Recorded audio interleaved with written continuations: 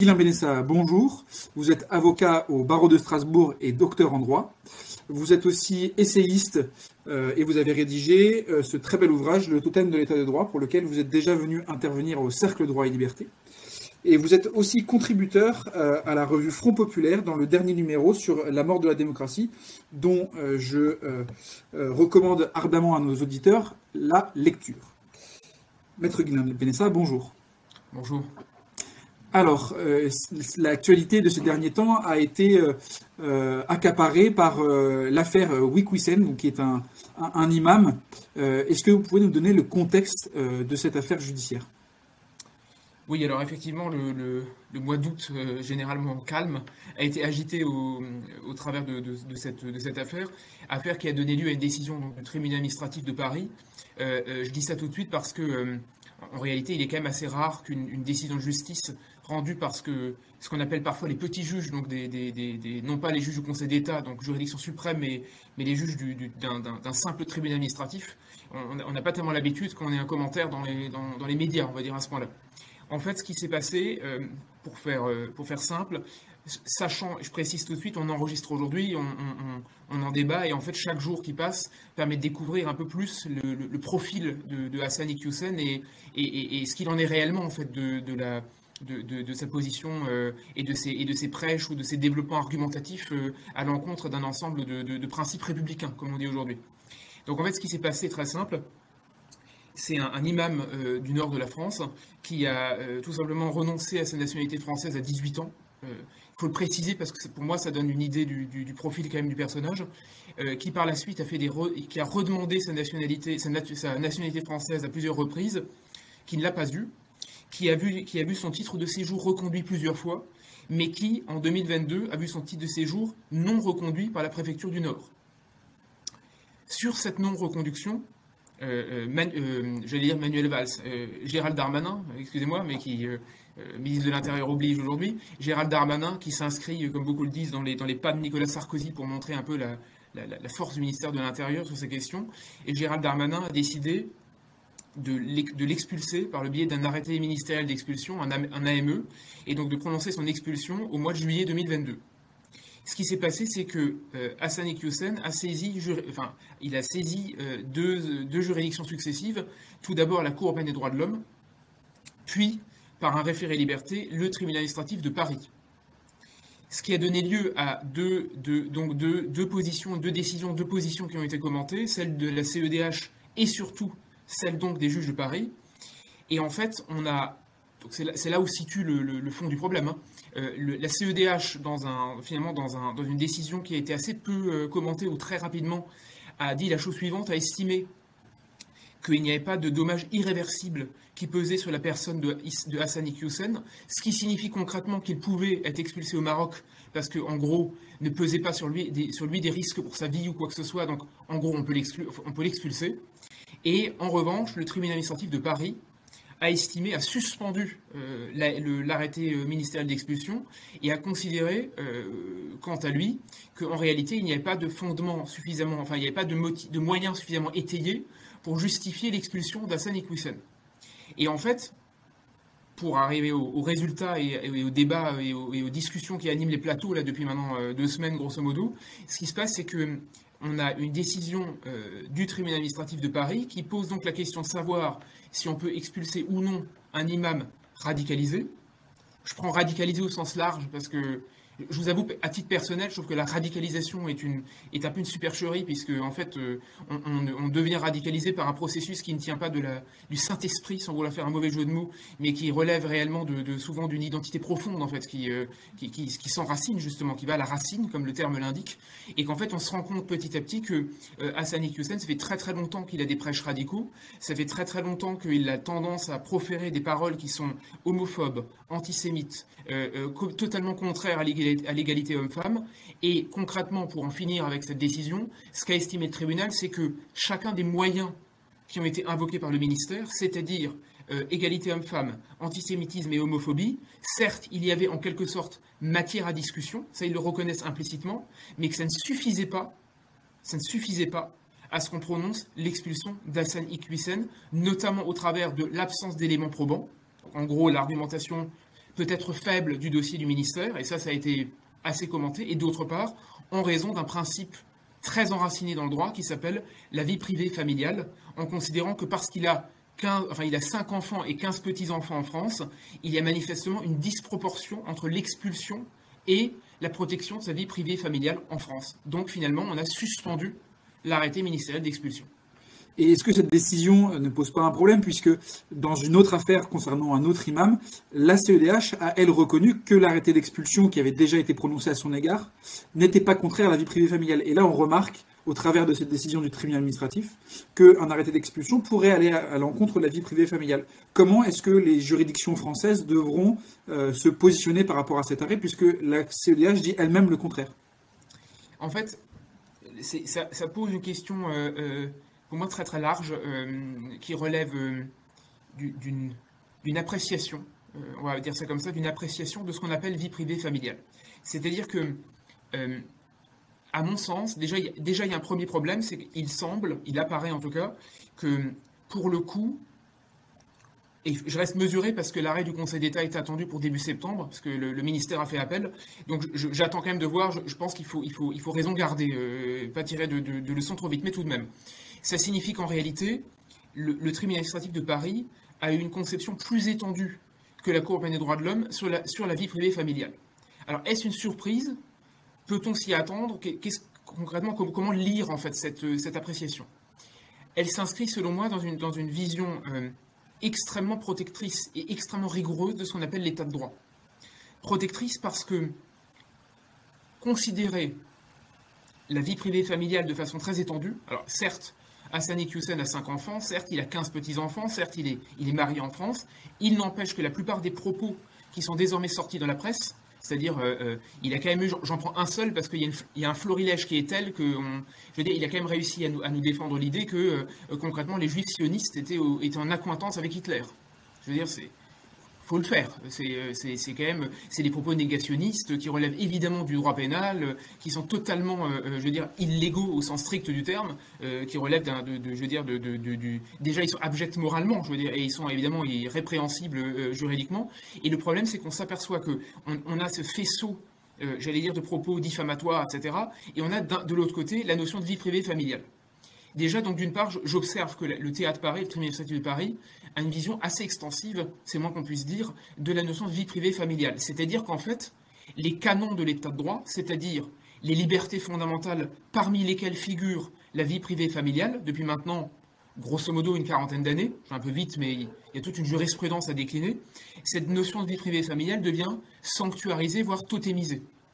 On a l'impression, en lisant la décision, qu'en réalité, il faudrait vraiment parvenir à trouver, comment dire, un élément complètement à charge de l'imam pour parvenir à renverser la sanctification de la vie privée familiale. Ça, c'est un premier point. Mais ce que j'observe, et c'est très intéressant à la lecture de la décision, on fait un peu l'exégèse précise de la décision. J'observe, je vous avoue que c'est un point, à mon sens, qui a été assez peu soulevé dans les commentaires que j'ai pu lire ou entendre, c'est que, certes, le tribunal ne fait pas mystère du fait que le dossier du ministère était assez mal ficelé. Donc il semble que, potentiellement, j'ai pas lu les mémoires du ministère naturellement, mais que les éléments, comment dire, les pièces versées au débat, les pièces produites dans le cadre de la procédure étaient peut-être pas très étayées, ou pas très probantes. Bon, pourquoi pas. Mais en fait, la justice, le TA a reconnu, et je cite volontairement la décision, le TA nous dit qu'il reconnaît lui-même que Hassani Hussein a tenu un discours de victimisation de la communauté musulmane par des non-musulmans, et reconnaît le caractère regrettable des propos de cette victimisation.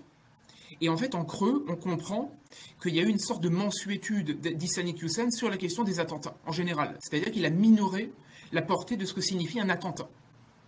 C'est un discours qu'on entend beaucoup, je veux dire, depuis le 11 septembre et surtout depuis Charlie, il y a quand même des propos un peu très très limites qui de temps en temps sont prononcés sur le fait qu'on essaye de remettre en cause la portée des attentats en disant quelque part la France l'a bien mérité, quelque part c'est la faute de l'islamophobie française, etc., qui est en fait le vieux fond islamo-gauchiste dont on parle beaucoup, c'est-à-dire l'espèce de congruence entre un discours très anti-français, qui est un discours, on va dire le gauchisme initial, et un discours très, comment dire, victimaire, qui est un certain discours on va dire d'un islam politique qui tente d'utiliser les racines d'utiliser le discours français et la question géopolitique pour faire monter une sorte de haine des communautés, donc des musulmans à l'égard des Français, qui les traiteraient trop mal, on va dire. Et ce que j'observe, c'est que, au travers de cela, la seule chose que dit le tribunal administratif, c'est qu'elle dit que il y a donc une sorte de minoration de la portée des attentats, il y a des propos contestables, mais qu'il n'est pas établi davantage que M. Iqiyoussen aurait apporté un soutien public à Oussama Ben Laden.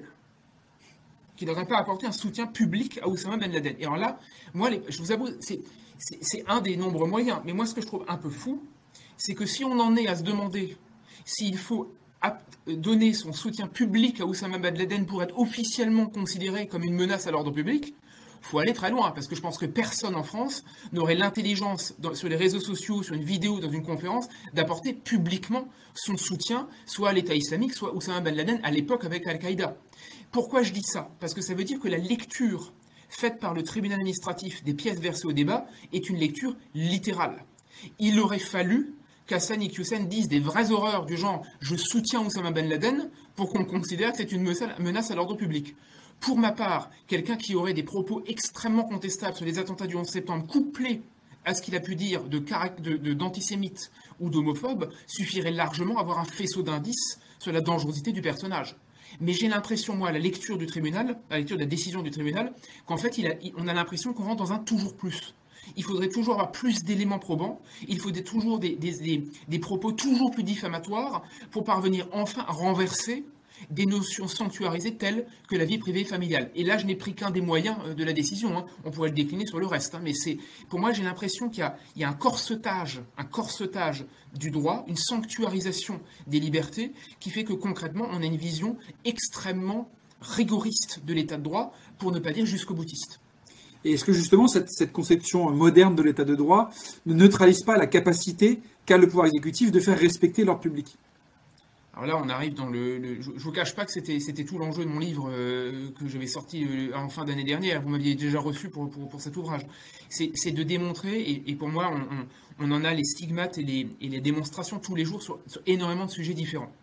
Le sujet Iqiyoussen, mais n'est pas du tout le seul en débat sur la question de l'état de droit. En fait, l'état de droit est une boîte de Pandore. Une boîte de Pandore.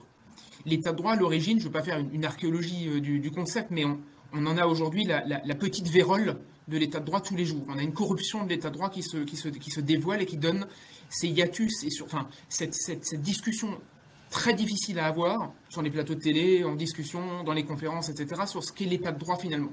Et je dis boîte de Pandore parce que l'état de droit, il y a 100 ans, grosse masse, il y a 100 ans, grosso modo, l'état de droit, c'est un système de hiérarchie des normes. C'est-à-dire, voilà, tout étudiant de première année apprend que concrètement, il faut que les normes soient conformes les unes par rapport aux autres pour qu'on ait un état de droit. C'est-à-dire que les règlements sont inférieurs aux lois, qui sont inférieurs à la Constitution, dans une lecture hiérarchique et pyramidale des normes. Aujourd'hui, en réalité, en injectant des valeurs dans l'état de droit, des libertés de plus en plus étendues, dont, dans l'affaire qui nous intéresse, la notion de vie privée et familiale, aussi incontestable et protectrice qu'elle soit, cette liberté, aussi logique qu'elle soit, même dans le raisonnement courant, je veux dire. Il n'empêche que c'est remplir de strates de liberté un état de droit qui ne contenait pas ces strates à l'origine. Donc on rajoute à chaque fois des libertés successives. On avait la dignité humaine il y a 70 ans, on en est aujourd'hui à des dernières libertés qui sont souvent des libertés tenant sur le genre, comme le droit au changement de sexe dans toutes les situations, y compris sans opération chirurgicale préalable. Cette liberté de changer de sexe est une liberté qui fait partie aujourd'hui de l'état de droit. Je veux dire, je vais vite en besogne, mais ça fait partie des normes validées par les juges européens, les juges français, etc. Tout ça pour dire quoi? Que injecter des libertés fondamentales dans l'état de droit, ça paraît logique en soi. Mais les étendre sous la férule des juges, qui en réalité sont ceux qui interprètent le périmètre de ces libertés, qui les étendent et les mettent en application à l'occasion des décisions dont ils ont à connaître. Exemple, l'affaire Iqiyoussen, qui est une petite décision parmi une ribambelle de décisions. Déjà permettent aux juges, in fine, d'être le bras armé de l'état de droit. En réalité, le législateur ne l'est plus depuis très longtemps. c'est vraiment les juridictions qui font la basse besogne, en quelque sorte, de modifier le périmètre de l'état de droit pour en dire ce qu'il en est dans la réalité concrète de tous les jours, à l'abri des regards du peuple, du personnel élu, du législateur, de l'exécutif, etc. Donc, j'allais dire, dans les salles bien feutrées des prétoires que peu de gens connaissent. Et d'autre part, ça veut dire quoi? Ça veut dire que l'action de l'exécutif, c'est-à-dire la décision politique, est enserrée dans des limites fixées théoriquement par le législateur et en réalité par ce périmètre déterminé par les juges. Donc on a un conflit entre d'un côté la décision politique et de l'autre côté le pouvoir judiciaire qui est le conflit initial de l'état de droit qu'on joue aujourd'hui à grande échelle. Pour quelle raison? C'est qu'il y a 100 ans, les juges n'avaient absolument pas le pouvoir qu'ils ont aujourd'hui.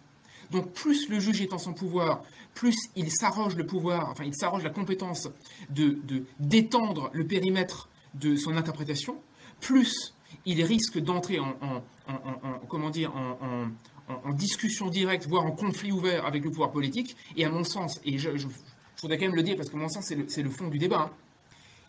Si on reprend le philosophe français sur l'état de droit, je ne parle pas récent, je parle le philosophe français historique, c'est Montesquieu quand même. Montesquieu, la séparation des pouvoirs, tout le monde connaît, c'est presque une tarte à la crème des études politiques et juridiques. Mais c'est intéressant parce que qu'est-ce que nous dit Montesquieu à l'époque? Et John Locke ne dit pas autre chose, hein, d'une certaine manière. C'est que dans la séparation des pouvoirs, il y a un organe, un pouvoir, ce qu'il appelle à l'époque un pouvoir qui est moins important que les autres, qui s'appelle le pouvoir judiciaire.